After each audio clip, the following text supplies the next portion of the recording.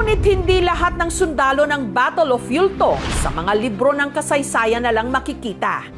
Dito sa Santiago City sa Isabela, matatagpuan ang isa pa sa mga nananatiling buhay na veterano o survivor na nakipaglaban sa Battle of Yultong.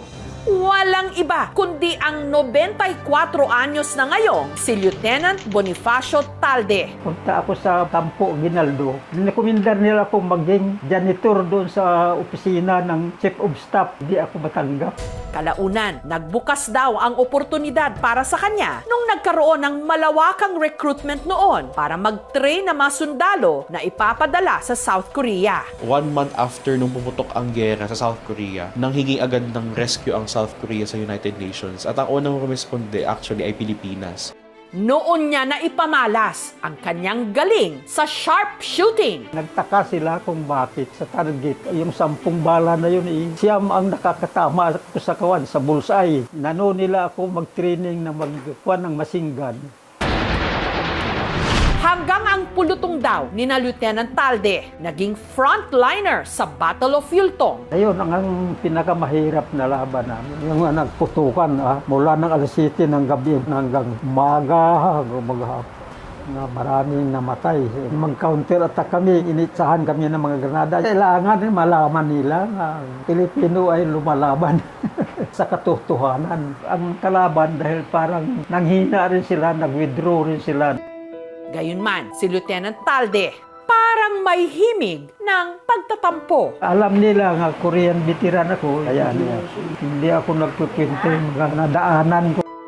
With respect din kasi sa lolo ko na nakakwento nga niya, parang hindi kasi masyadong kinikilala ng Philippine government yung Korean War eh. Nagkaroon siya ng hinanakit, yung mga naging efforts nilang mga veterans, hindi na baga nakalimutan na sila. Pinapahalagahan talaga namin yung mga veterano namin. So lahat ng senior war veterans ay may 20,000 na monthly pension. Binibigyan din namin sila ng full reimbursement ng kanilang mga medical at hospitalization na expenses.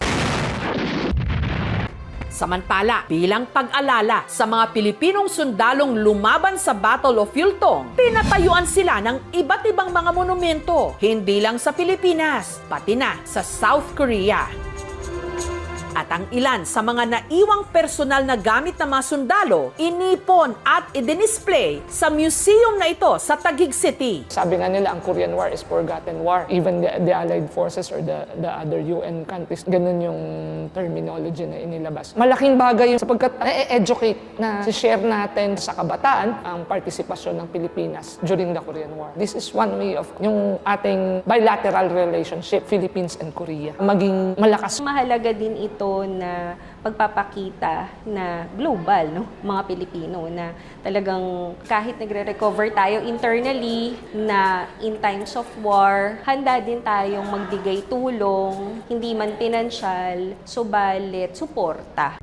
Tila nga naging katuwaan nung ikomento ngayon ng ilan online ang Battle of Yultong. Pero naging magandang oportunidad din ito para mapukaw ang interes ng publiko, lalo na ng mga kabataan ngayon na nangyari talaga ito.